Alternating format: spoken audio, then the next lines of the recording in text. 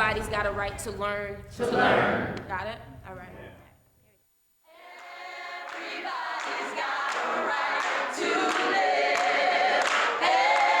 Everybody's got a right to live. And before this campaign fails, we'll all go down to jail. Everybody's got a right to live. Everybody's got a right to live. To live. Everybody's got a right to dream. To dream. Everybody's got a right to love. To love. Everybody's got a right to learn. To learn. Everybody's got a right to live. To live. Everybody's got a right to do. Everybody's got a right to live. Everybody's got a right to live. And before this campaign fails, we'll all go down to jail. Everybody's got a right to live. Everybody's got a right to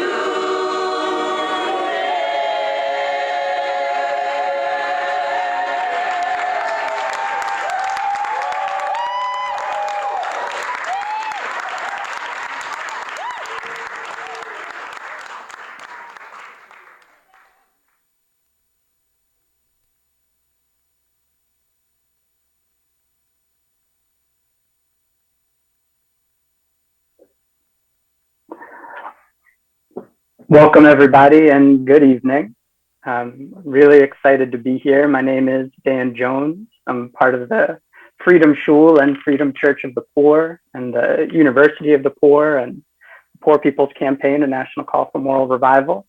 And we're here tonight for a very special Freedom Shul of the Poor gathering and service, sitting here in the midst of the Jewish high holidays, the days of awe and awakening and transformation between Rosh Hashanah, the new year, and Yom Kippur, the Day of Atonement. And we're going to talk a lot more about what all of that means and must mean for us and for many more people today. But we're going to start, as we always do, with a land recognition. And Sarah Weintraub is going to lead us through that. Hi, everybody. Thanks for being with us tonight. We at the Freedom Church of the Poor, the Freedom Shul of the Poor, recognize that the lands we inhabit were tended for countless generations by peoples who throughout the last 500 years have been dispossessed, displaced, and denied their humanity by colonizers and by every wealthy and powerful group in our history. Every time we assemble as a community, we welcome and encourage everyone to find and name the people whose lands they inhabit as a ritual of remembrance, reverence, and resolve. For me, this is the Chippewa, Menominee, Potawatomi, and Oneida, and many more. And we encourage everyone to find the names of the peoples whose land they're on. There's a tool that you can use, native.land.com or .ca, to do so, and to take a moment for that recognition. And feel free to also, share those names in the chat. For us in these high holidays, there's a special urgency to understand our living connection to the original inhabitants and stewards of this land. Jewish years, like Jewish weeks, are on a 7-year cycle. We've just entered into the 7th year, which is a Sabbath year, known as a Shemitah year. It's a year when our laws tell us that all lands must be allowed to rest, along with those who work the land and produce with the land. But we know that this land can never really rest while its indigenous people continue to be denied, attacked, erased, kept from the land, and attempts continue to remove them from the land. We name these original peoples in deep mourning and reverence for their losses, humanity's losses, and in solidarity with our family, including the Apache Stronghold, who struggle to protect our sacred God-given earth. Thanks, Sarah. And hi, folks. This is Noam Samwise back with Freedom Shul and the Cairo Center Poor People's Campaign. I'm just going to say a quick word about Freedom Shul, which is a sibling of the Freedom Church of the Poor. And its mission is the same: to be a spiritual home for movement leaders and a place to help nurture moral leadership in the struggle to end poverty, systemic racism, ecological devastation, militarism, and the false moral narratives of religious nationalism. Freedom Shul is a new and evolving project, bringing the sacred traditions and teachings of the Jewish faith to bear on the building of a movement to end poverty and into conversation with the liberatory essence of other religions and faith traditions. Freedom Shul is for everyone. Jewish leaders searching for community and a spiritual home rooted in a movement led by poor and dispossessed people, as well as everyone else who finds meaning and connection within its metaphorical, and in this case, virtual walls. The hope is that by coming together through Freedom Shul, all of us, Jewish, Christian, Muslim, Hindu, and more, can discover new depths and dimensions of our own religious and faith traditions and what they have to teach us about the divine call for justice. Freedom Shul began last spring when a group of Jewish movement leaders joined together to organize a virtual Freedom Seder for the Jewish holiday of Passover. What emerged was a powerful night of prayer, reflection, and of community building with over 100 people from across the country, including many leaders with the Poor People's Campaign and grassroots organizations. We hope that Freedom Shul will continue to deepen its practice in the year ahead with services like tonight, and hopefully with another Passover Seder next spring. All right. Hi, everyone. My name is Avery Book. I'm with the Vermont Workers Center, University of the Poor, Poor People's Campaign, Nonviolent Medicaid Army, and the Poor People's Campaign, Proper Education Project. And really good to be with you all. I'm going to get us started with a song, originally a labor song from Eastern Kentucky, been adopted by the New York State Poor People's Campaign, and as we'll find out, is fitting with the themes here tonight. Come all you good workers, good news to you I'll tell, of how a fusion movement has come in here to dwell. Which side are you on? Which side are you on? They're reaping the profits, they fill our heads with lies. The corporate profiteers don't care if we live or die. Which side are you on? Which side are you on? Don't stand for their evictions, the rent is too damn high. Us poor folk haven't got a chance unless we organize. Which side are you on? Which side are you on? Patients, nonprofits, we're fighting for our lives. Healthcare for all is what we need, and we're here to organize. Which side are you on? Which side are you on? Affordable housing is a human right. Housing now is what we need. We won't go without a fight. Which side are you on? Which side are you on? Oh, come all you good people, you pour the whole world round. Don't you hear the Jubilee? Oh, what a mighty sound. Which side are you on? Which side are you on? Which side are you on? Which side are you on?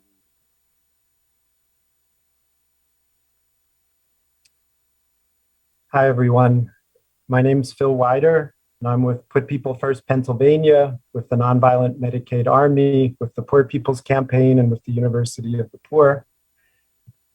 The Shechecheyanu is a Jewish blessing for firsts. The first steps of a child, the first day at a new school or job, the first night of a holiday. In our movement, we can think about the first time facilitating a meeting, organizing a project of survival, speaking at a rally, the first time engaging in a civil disobedience, or the first time leading a class or study. While these can be anxiety-producing steps in our development as leaders, done in community and organization, they are most often consolidating and even arguably holy acts. Today's Shechecheyanu blessing is about honoring this community, this Freedom Shul of the Poor's first days of awe service.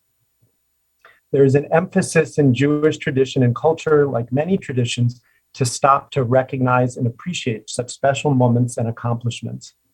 There's a call here for us to slow down and be present with one another in these moments, to remind ourselves as a community of what is important in an otherwise chaotic array of hardships and struggles, busyness, and tasks. The building of leaders, the building of a community of leaders deeply connected to, grounded in, and committed to the poor and dispossessed as a unified social force is significant. And at the end of the day, it's a critical part of what our work is about.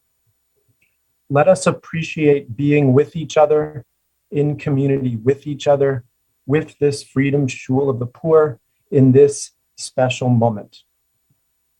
Baruch atah Adonai, Eloheinu melech haolam, shechechayanu, v'kiyamanu, v'higyanu, lazman hazeh.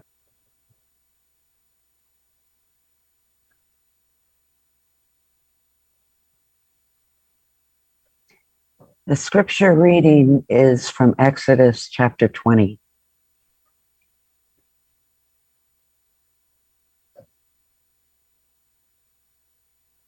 God spoke all these words. I, the Lord, am your God, who brought you out of the land of Egypt, the house of bondage. You shall have no other gods besides me. You shall not make for yourself a sculptured image or any likeness of what is in the heavens. You shall not bow down to them or serve them. You shall not swear falsely by the name of the Lord, your God, for the Lord will not clear one who swears falsely by his name. Remember the Sabbath day and keep it holy. 6 days you shall labor and do all your work, but the seventh day is a Sabbath of the Lord your God. You shall not do any work, you, your son or daughter, your male or female slave, or your cattle, or the stranger who is within your settlements. For in 6 days the Lord made heaven and earth and sea, and all that is in them, and he rested on the seventh day. Therefore the Lord blessed the Sabbath day and hallowed it. Honor your father and your mother, that you may long endure on the land that the Lord your God is assigning to you.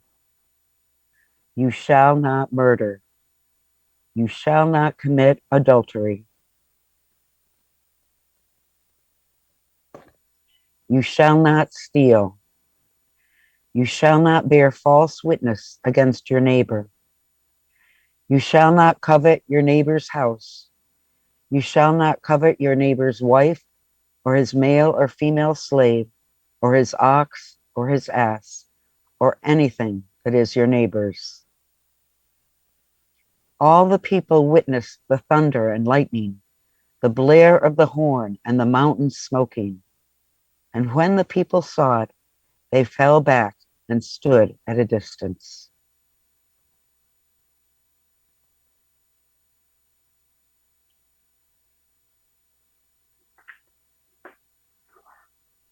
That is quite a reading, and I bet is a little bit unexpected for people. But it won't be unexpected. And I'm hoping we can get to a deeper understanding and connection to that by the time we're through here this evening. But we'll take the long way around because we're here, as we've been talking about, in this moment between the high holidays of Rosh Hashanah, the New Year, and Yom Kippur, the Day of Atonement, in this season of teshuvah, of returning to a path that's been set for us that we may have gotten away from in the course of this past year. And this is a time, as people have said, of a deeply personal, but also deeply shared kind of reflection. It's a time for feeling painfully and for seeing very clearly the ways that we've strayed from the path and the life that God has laid out for us, the path of justice. So it's not a time for pulling punches. It's not a time for saying peace when there is no peace. It's not a time even for being overly gentle with ourselves, and certainly not for being gentle with the world that we live in. It's a time to cry aloud and to spare not, a time to proclaim to the whole nation its transgressions, and to force our attention to the gigantic gulf that has opened up between the possibility of abundance and health and community and the reality of violence, of false scarcity, and of poverty. And so in this time, in this season of Teshuvah, we chose to lift up this text, these 10 commandments as they show up, one of the many 10 commandments in the Torah, but as they show up in Exodus 20. And at the very end of that reading, which may have felt a little bit long, thank you, Cynthia, for hanging in there with it. At the very end of passing down these basic fundamental teachings for our life together, that trumpet that's referenced is literally the shofar. It's the sound of the shofar that's heard. And that's significant. And we should take a minute and then think. We're going to hear a shofar blown later and talk more about what that is. But that's what it's drawing our attention to. Because in the Torah, Rosh Hashanah is not what this holiday is called. It's actually called Yom Truah, the day of blowing the shofar. On Rosh Hashanah, we blow a shofar, which I guess I should have said is a ram's horn, 100 times a day. It's one of these very spooky, very ancient things in Judaism that I absolutely love. It's like literally 3,000 years old, right, to do this. And so the shofar, this ram's horn, here in this text that we read and throughout all of our traditions, what it does is it announces the presence and the possibility and the sovereignty of God, of the divine among us. It is a wake-up call to shake us up and to wake us up to the brokenness and the uncleanness and the injustice that's in our world, the way that our society has defiled itself by treating people as less than human beings, by denying healthcare, by denying living wages, by denying voting rights, by evicting people, by taking babies from their mothers, by trying to control women's bodies. And this concept of being unclean and of being defiled is all over Leviticus, and it gets a bad rep. It makes people very uncomfortable, right? But what it is it's about asking a question of, can God live here among you or not?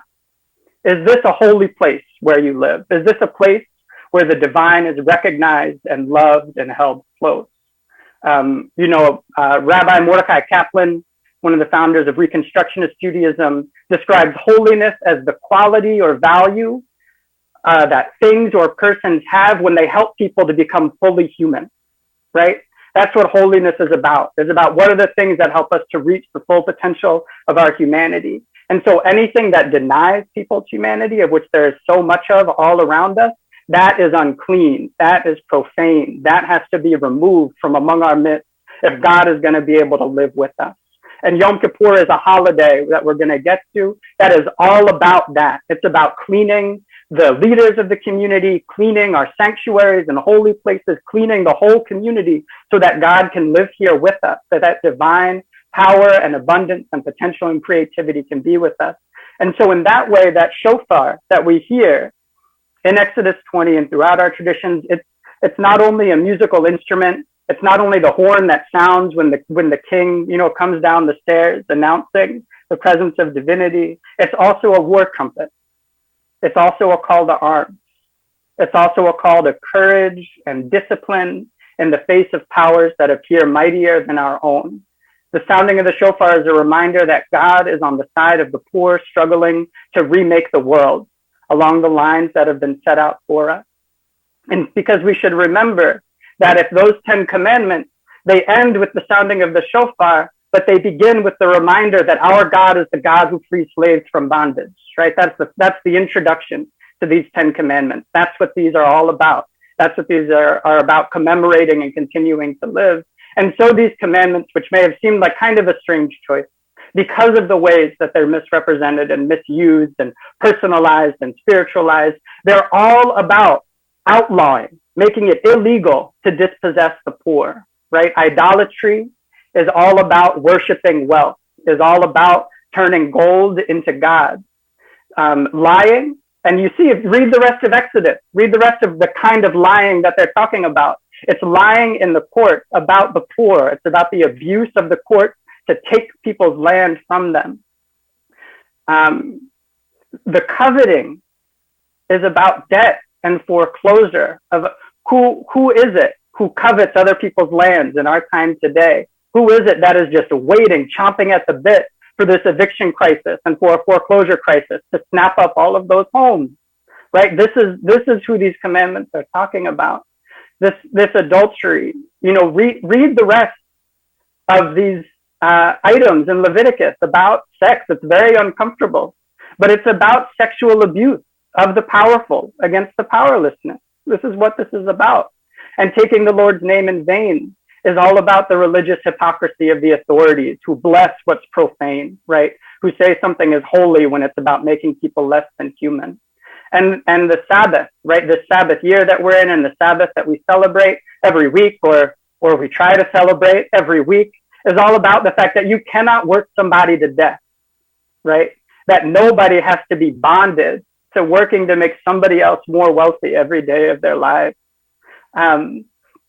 And so, you know, the point of this wake-up call, of this sounding of the shofar on Rosh Hashanah, of seeing how far we've strayed, of stating clearly, right? It's not confessing for catharsis, but of stating very clearly what is wrong and what is broken and what is unclean in our world. And the point is not to stop there, right? Rosh Hashanah and Yom Kippur hold out this amazing possibility and miracle of creation and of renewal, but only if we actually see these transgressions clearly and are able to cast them off. And we're going to do some of that together, this tashlich, right? This casting off that we have to do in order for us to actually really to be able to make the shuvah, to return to the path of justice.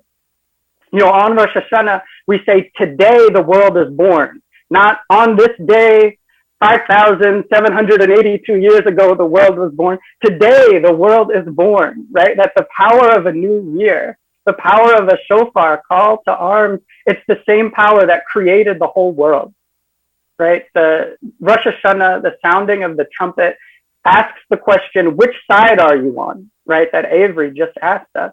And by the time we reach Yom Kippur, a time to make the world clean again, we should have made our answer. We've got, 9 days, whatever, to think about it. And by the time Yom Kippur comes around, by the time to actually do something about this comes around, you had better have made your answer and your commitment and your preparation, right? That's what this season of Teshuvah is all about. And I think I just want to say a last thing, that we can see this most clearly in the fact that the high holidays are literally the season of Jubilee, that we sound the shofar 100 times a day, at least, go crazy on Rosh Hashanah. And on Yom Kippur, there's a final sounding of the shofar that is the moment of Jubilee, right? Go read the Torah. It's literally that moment that, you proclaim release, liberty, freedom throughout the land and to all its inhabitants. My favorite thing, it's on the Liberty Bell here, the founding creed, supposedly, right, of this country. And to add to that, not only, right, is the sounding of the shofar on Yom Kippur, the day of Jubilee, this year, as Sarah mentioned, is a Shemitah year. It's a year of rest for the land and those who work on it. We're here in this year, in 5,782, right? A year of enjoying abundance and freedom from working to make others wealthy. So we have a lot more to do to dig into this together here, but no one will make this so for us, right? No one will make this so for us. So I wish the completion of this God's kingdom speedily and in our lifetime and in the lifetime of all of our people here today. So I think that's it there. And I think we're going to open up for some discussion. And maybe Avery, you were going to get in here. Yeah, thank you, Dan. It got me fired up. That was beautiful. I wanted to ask to kind of get the conversation started and specifically just connected to this nonviolent Medicaid Army week of action that's coming up, the 13th to the 20th. This feels perfect for what you're raising here, Dan, this wake up call, this look at the path that we're on, a path that we should be on. And I wanted to actually hone in on the story of the golden calf, which, full disclosure, I'm my dad is Jewish. I wasn't raised particularly Jewish, so this is like I'm like learning as we go here. So, but Dan gave me the synopsis of the story of the golden calf. In an Exodus is telling us that after Moses is going up Mount Sinai to get the Torah, and down below the Israelites are getting scared. They're getting tired of waiting, so they melt down all their jewelry and precious metals to make a golden calf to worship instead. And when Moses comes back with a second set of tablets on Yom Kippur, he is really pissed. You've been guilty of this great sin. You've been guilty of this sin of idolatry, this sin of making for themselves the god of gold. And I think this is already sort of touched on and a little bit of what Dan was saying in the Ten Commandments, but it's this idea that it was rejecting what is truly divine and instead worshiping and serving. This word in Hebrew, avoda, means both worship and service. Worshiping and serving this golden calf, that serving for treasure, serving for war, serving for production of wealth instead of for the work of humanity. And when Dan was describing to me, then the calf itself is melted down, and God then sort of teaches us how to create the temple out of this melted down calf. And as I was reflecting on this and everything you've been saying, Dan, I was reminded of a verse from the song "Solidarity Forever." It is we who plowed the prairies, built the cities where they trained, dug the mines and built the workshops, endless miles of railroad laid. Now we stand outcast and starving midst the wonders we have made, but the union makes us strong. And I think about this as we go into this week of action of the Nonviolent Medicaid Army amidst this global pandemic, when the powers that be continue to decide that massive profit from healthcare is more important than extending healthcare to everyone. I think about the image of someone perhaps here in rural Vermont who's traveled an hour to the hospital they can't afford to go to, standing outside this hospital building new wings for the MRI center, new wings for this new surgery center, while they step out with growing debt. Medical debt continues to be the fastest growing debt during this pandemic. And this poor and dispossessed, those of us, the working class who have been pushed out and down, who have no choice but to fight for our freedom, fight for our health care. This isn't a good idea. This is survival. And so this week of action, this Nonviolent Medicaid Army week of action, is a chance for the militant army of the poor to come together from all over the country, from Wyoming to Vermont to Pennsylvania to Texas to Florida and many other places. We're fighting for the extension of Medicaid to everyone, fighting for healthcare as a public good, as a human right, and not as a commodity. Fighting against the horror of hundreds of hospitals being in threat of closure in the midst of a global pandemic, and ultimately fighting for us to get back on our right path. And it's very fitting to be calling for this in this time and in the midst of these high holy days. So it's my attempt to get things going and ground us a bit in some of where we're at. And that's all I got. That's all I got.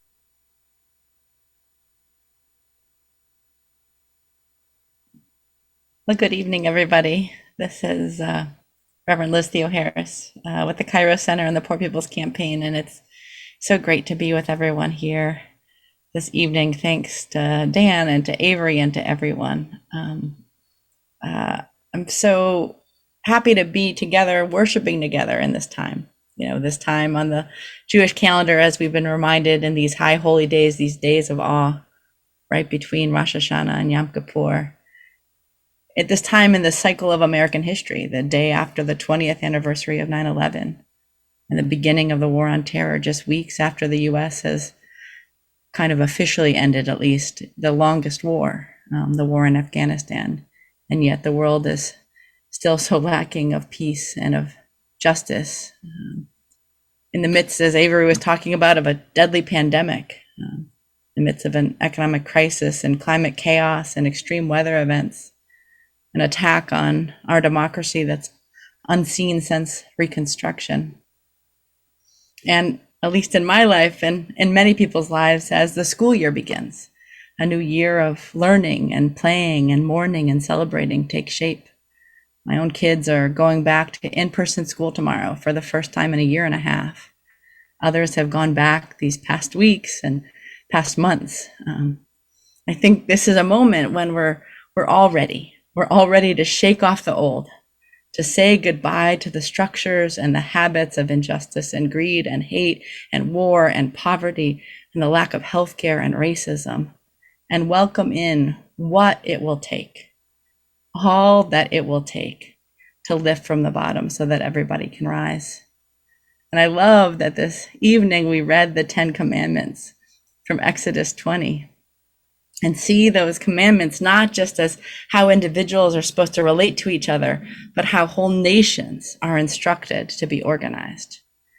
That when we hear in Exodus 20 that those in power shall not steal the wealth of generations of people by gentrification or the exploitation of labor or any form of dispossession, that those with the resources to make war, to decide how a society deals with a crisis, be it storms or pandemics or economic crashes or mass evictions, that those who decide who it is in society who will get health care, that they're not to murder.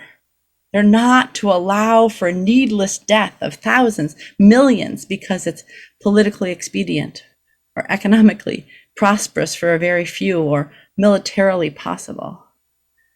In Exodus and in the Leviticus text that's read on Yom Kippur and that which Dan was sharing with us earlier, in fact, God reminds us that it is God who led the people out of Egypt. This is who God is. This is almost the name that God gives God's self. I am the one who led you out of Egypt. Not the power, not the might of empire, not the gold and the golden calf of Pharaoh, a God of justice who demands faithfulness to justice and right relationship and protecting the poor and the vulnerable. And it is really powerful, right? That in these most holiest of days, that the way to be holy, the way to demonstrate piety is to practice Shemitah, Sabbath, Jubilee. It's to blow that shofar. It's in this moment of Shemitah, of release, of debt or rent cancellation, treating the land with reverence and care, not letting big polluters and land grabbers to rape and pillage it, paying people living wages, providing a good standard of living for absolutely all, the immigrant, the stranger, the homeless, the women, the excluded, the queer, the children, the differently abled, everybody. And in this moment of Jubilee, we remember that the biggest sins, the biggest transgressions, the biggest reasons, causes for repentance are idolatry and greed and abuse of power and wealth. Not the kind of idolatry that we're worried about how a Muslim or a Hindu or a Christian or a Jew worships or what temples or shrines people pray to, but how a society that worships power, worships wealth and mammon and gold, and not a creator of all that is beautiful and life-giving and life-sustaining, starting with sustaining and saving the lives of the poor and the underplayed and the enslaved and the indebted. Instead, a nation that worships mammon and war, refuses to protect voting rights and raise wages, struggles to pass a budget that addresses homelessness and expands healthcare and promotes climate resilience.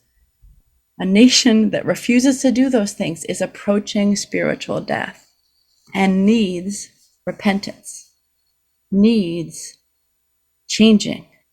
And it is in these days and in this time, in this moment in our work, where Freedom Church of the Poor, Freedom Shul of the Poor, the Cairo Center, we're launching a new program. We're calling all people, all bodies and minds and souls to develop a new relationship to this movement. We're signing people up as movement builders, taking on the role of promoting and sustaining the work. So in the coming weeks, Folks from the Cairo Center and Freedom Church and Freedom Shul will be reaching out and inviting everyone here and beyond to sign up to be movement builders, to take on new roles building the Poor People's Campaign, to push out toolkits to promote the work of uniting and organizing the poor, to sign up to be monthly financial sustainers for the work, to join regular meetings and new educational programs, and take our relationships with each other and to this work to a new level. If folks are already convinced that you want to be a movement builder, you can email movementbuilders@Cairo Center. You can send us an email, say, I want to talk more with folks about what it looks like to be in this work in a new way. But it's in this moment. We have to make a resolution to bring about a third reconstruction, to choose which side we're on, to play yet a bigger role in a movement, because this is a new time. And this is the time. And we are the people. And it's our commitment in these days of awe that we know it can be done. We can end poverty and overcome racism, and we can do it together. So amen and amen. Amen. Thank you, Rabbi Liz, Reverend Liz. So here we are on the seventh night of the high holidays of these days of awe. And as Dan was teaching, we blow the shofar many times during these days of awe, 100 days during Rosh Hashanah and on Yom Kippur as well. And there are many teachings and interpretations as to why we blow the shofar. Dan shared a little bit earlier. A rabbi named Alan Liu writes that when the shofar sounds, it blows open the gates of heaven. It forms a bridge between heaven and earth. And we enter heaven on that bridge. It cracks open the shell of our awareness, and in the shofar sound, we hear the voice of God, of heaven.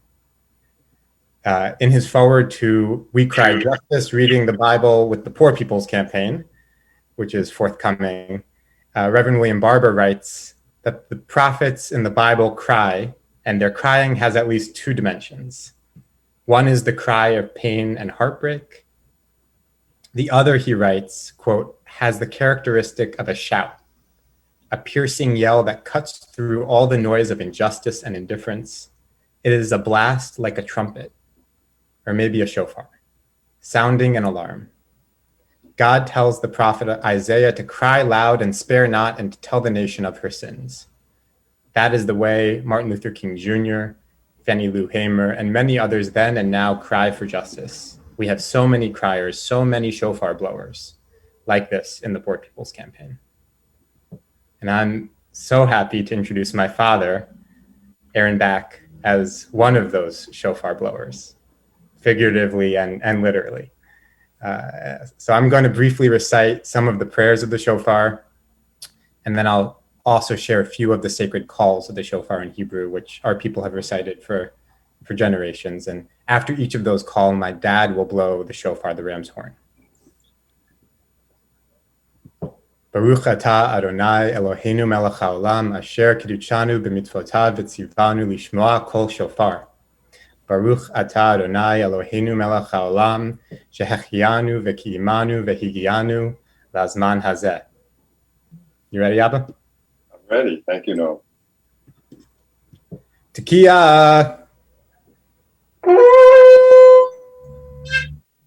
Shvarim Trua.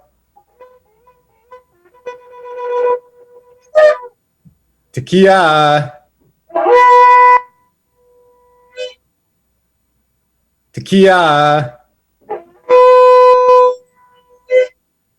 Shvarim Trua.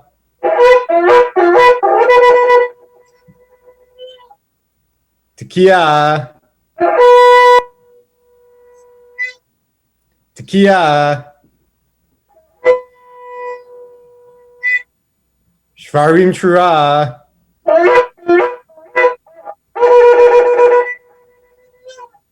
Tekiah. Tekiah Gedolah.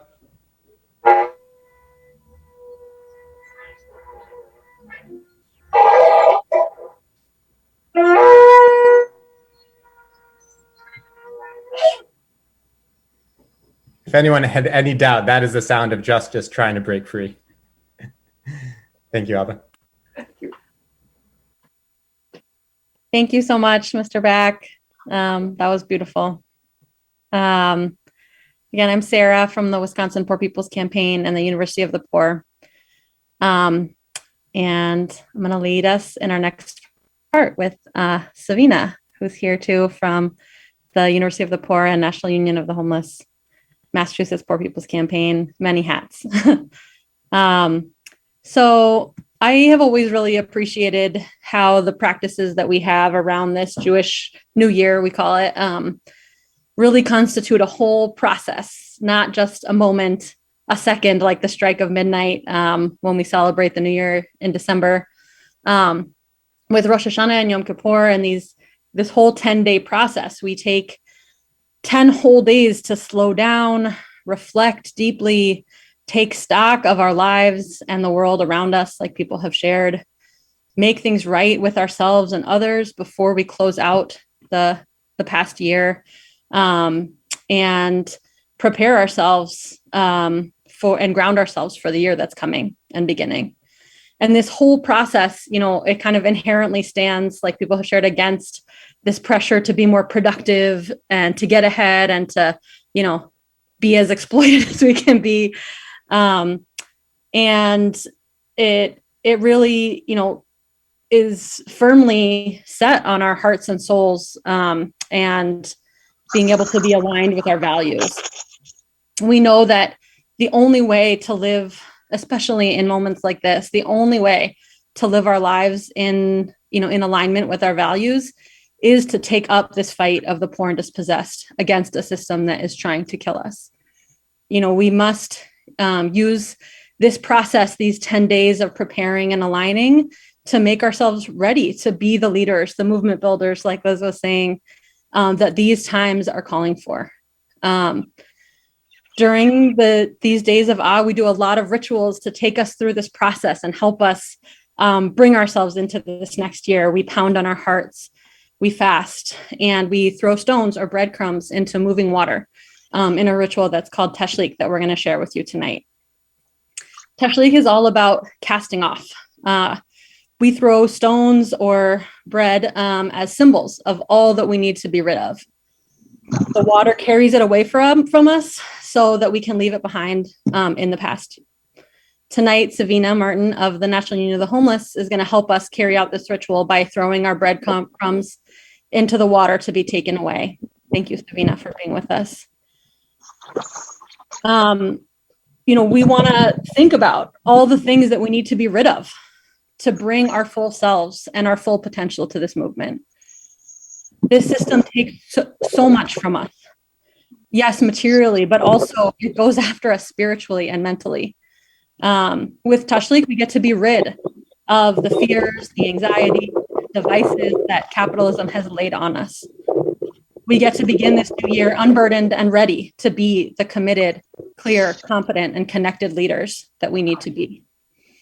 We're going to take this moment for everybody to think about, what do we need to be rid of? What do you want to cast off as we go into this year 5782? So take a moment and think about, what are you casting off today? What are each of us casting off to be able to bring our full selves? And we're going to go ahead and invite everybody to actually type those things into the chat or comments on Facebook. We'll give everybody a moment, and please do, share what you'd like to be rid of. And Savina's we'll read them out, and Savina will cast them off into the water for us. Sarah, you can read it for me. Yes, I'll read. Thank you. Thank you, Savina. Do you want to say hi? Do you want to? Thank you, Savina. I'll give people a moment to think and share what we're casting off.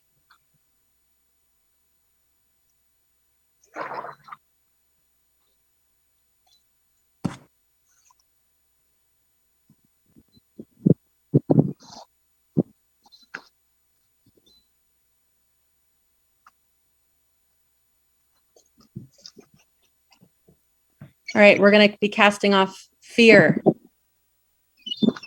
impatience, anger, isolation, shrinking back from the huge tasks before us, powerlessness,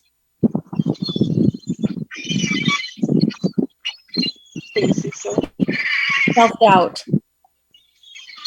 insecurity, inadequacy, casting off discouraging thoughts and words about people, casting off our fear, casting off our timidity, harshness, individualism, self-righteousness,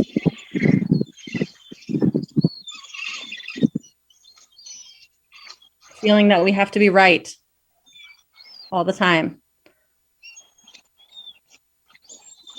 ego and insecurity, pragmatism,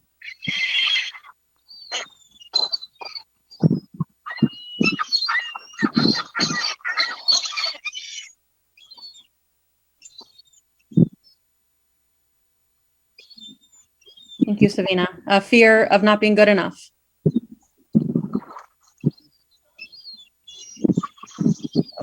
take those, feel them being pushed out and off. We have no need for them anymore. We're going to head into this next phase ready. We're going to rid ourselves, there's a few more here, of the belief that those in power will save us, of compromising with injustice, casting off our doubts,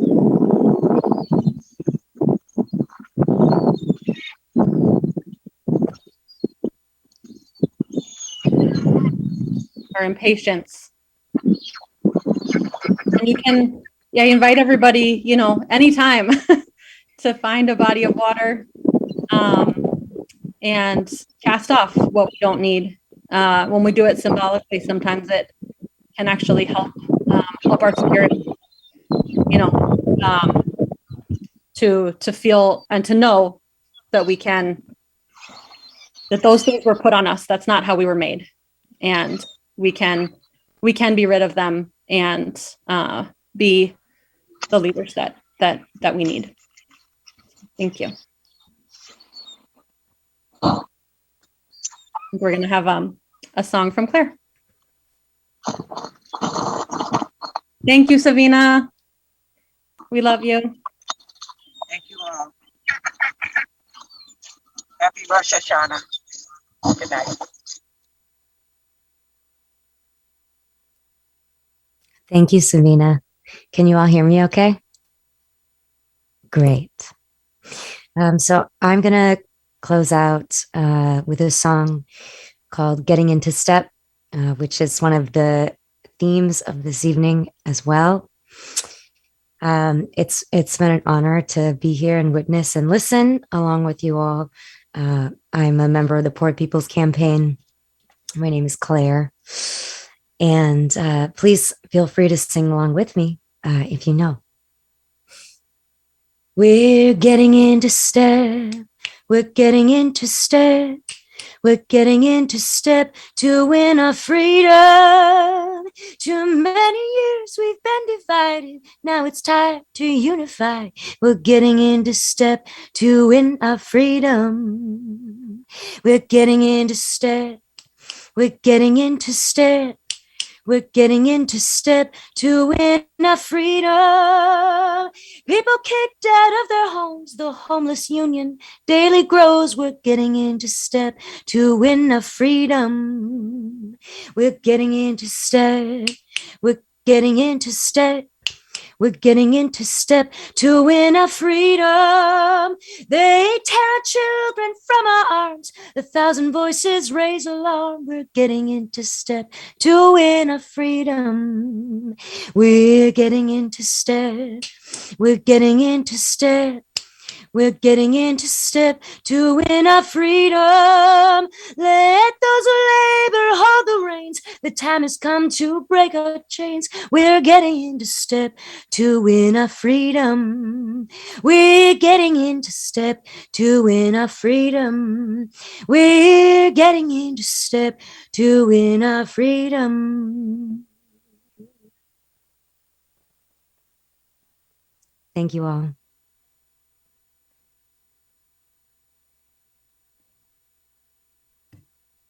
Oh my gosh, y'all, that was beautiful. Kind of overwhelmed, but just wanted to share a few announcements before we go. First of all, we are taking a collection for the Vermont Workers Center this week. Chat just added the link in the chat. Vermont Workers Center is one of the organizations that Avery mentioned. He's the leader of Vermont Workers Center, but it's one of many organizations that are taking part in the Nonviolent Medicaid Army Week of Action. And you can learn more about that at nonviolentmedicaidarmy.org, also dropping in the chat. And as always, we'd love to know more about you and keep you in the community. So if you haven't already, sign in here to just share a little bit, and we'll stay in touch. As Liz mentioned earlier, the Cairo Center is going to be reaching out to try and get folks to join the Movement Builders program, which is a way to support the movement in so many different ways. And just expand this work and really answer the call that I think we heard so clearly put out tonight of what we have to do and what we're up against. So also in the chat, if you have already interest in being part of that, you can reach out to movementbuilders@cairocenter.org. Right after this program at 7:30, La Iglesia del Pueblo will hold their service. Please join if you can. Later this week, Wednesday, is our Freedom Church Bible study, 6 p.m. Eastern. And then next week, the next 2 weeks, I just want to say quickly, we have a great lineup of things. We're going to be focused on the Nonviolent Medicaid Army Week of Action next week, next Sunday, same time, 6 p.m. And then the following week, we're going to have the Freedom Shul folks back again to help us celebrate and mark Sukkot, the holiday of Sukkot. So that is all I have. Unless there's others, I'll throw it back to Dan to take us out. Great. Well, thank you so much, everybody, for being here with us for our second Freedom Shul of the Poor service. And we have a lot less time to get number 3 together, but really looking forward to being back with you all. So, Shana Tova, let your shofar sound, cast off the things that don't serve, that shouldn't come with us into this next year. Make your teshuvah and commit to a movement that will bring our entire nation and world back onto the path of justice and righteousness. I look forward to marching on that path with all of you. So, good evening.